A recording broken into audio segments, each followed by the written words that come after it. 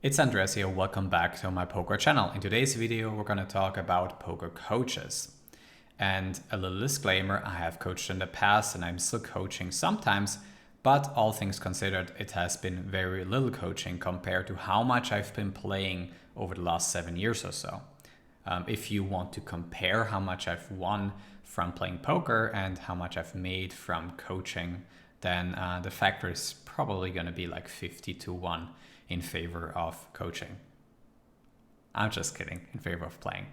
Anyway, I think the most important factor when it comes to whether you want to assess whether someone is like a scammer a little bit as a coach or not is how they advertise their coaching. If someone advertises with a lot of very emotional language, like crushing games, etc., the more they do that, the more, in my opinion, you want to stay away from that coach, because what they're trying to do is for you to basically make a buying decision, whereas it might just not be even a good idea in the first place for you to do so. As it turns out, people don't buy coaching in order to get better. Most of the time, they actually buy coaching to get a desired result. I found out about this whenever I was a little bit in the spotlight. For example, when I was commenting on the Galfond challenge, I got a lot of authority from commenting on a high stakes match, and I got a lot of requests for coaching. Also as a result of me obviously commenting on the strategic element of Pot Limit Omaha. If the coaching hasn't been mischaracterized, then it's also important to be transparent about your results if you're asked. In my opinion, it's not that important to always have an updated graph on your social media and to always shove into people's faces how much you've been winning, etc. But if you're asked, you certainly should provide your results, especially if it's important to the students to know whether you've been beating certain stakes. Now, in the discussion lately, people have tried to hold people accountable in terms of whether they have a 400k hand sample of 1-2 Zoom or Russian cash or whatever you call it on GG Poker. And I don't think that's necessary at all for a coach to provide, unless the coach specifically tries to advertise their product as this 1-2 Zoom crusher or whatever, and that they can help you achieve the same in that game. I think then if they specifically advertise for you to be beating the game after you've received coaching with them, then I think it's important to back it up with them actually achieving the same. Last but not least, the coach's responsibility is to not be too delusional about their poker skill level. And I say too delusional because I think that, if I wanted to say the truth, most players, I was 99% of poker players or even more, are slightly delusional about their poker ability, and they wouldn't be able to appropriately rank themselves in a percentile way with a high accuracy. And that is probably true for myself, and that might be even true except for like the 5 or 10 best players in the world sometimes, and even they would disagree with each other who is at the top of the food chain and who's not. Anyway, I do think that the top 1% of players that have been making a lot of money playing a format, they're more than capable of teaching a top 10% player the game, or even a top 5% player, given that they actually have teaching abilities, the language capability as well.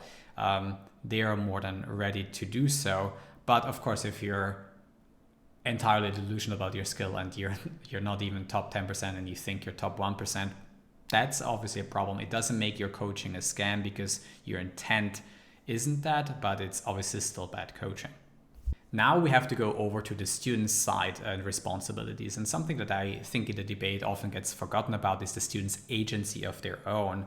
We almost pretend that students cannot do anything before they make a buying decision. And I found like a little bit of an analogy that is buying decisions, for example, with tech. That is some of my biggest punts, some of them smaller punts, like buying this microphone I haven't used for 5 years. I knew what the microphone was going to do. I wasn't mischaracterizing the advertisement, yet I bought it and I never used it because I just didn't need the product, but I thought I did, and I bought it anyway. And that happens a lot in coaching package buying as well, where people in hindsight realize they didn't need the coaching and they might come up with bullshit excuses for their own failure. And yeah, there's always going to be an element of, students' agency, given all these things are true that I said at the beginning about the coach's responsibility. Let's move on to the third part of this video, and it might be one of the most important details of a coach-student relationship, and that is that the expectations have to be very clear from the beginning.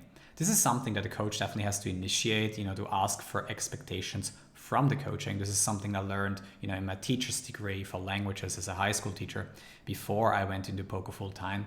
And, what you try to avoid is basically the expectation gap that occurs. And that's where the most negative emotions, both student and coach, can occur later on if there should be, an argument. When, basically the student has expectations that the coach was unaware of, and the coach didn't live up to those expectations. When those are communicated, though, and that's entirely different from something that I experienced in the past, then the coach definitely has to have the humility to admit that they cannot fulfill those expectations. And if they fail to do so, then it's definitely on the coach.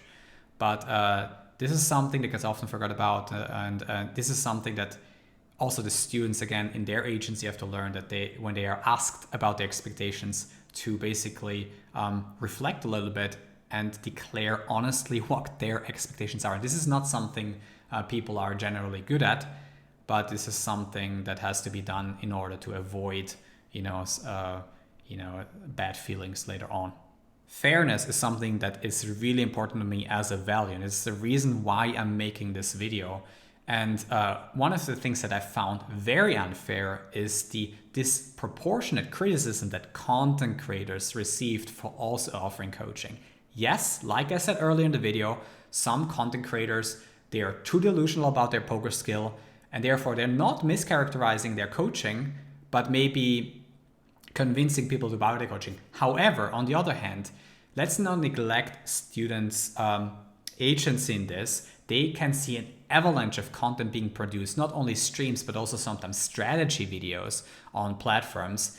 And with that in mind, and then communicating the expectations to the coach in like a sales call or whatever, they can really make a great informed decision, unlike with all these guys that might have a good sales funnel on a random poker website, telling you to crush 5K NL or something, that these coaches who are often almost anonymous haven't even remotely done, and then convinced you into buying their coaching package. That's where most of the scams are, in my opinion.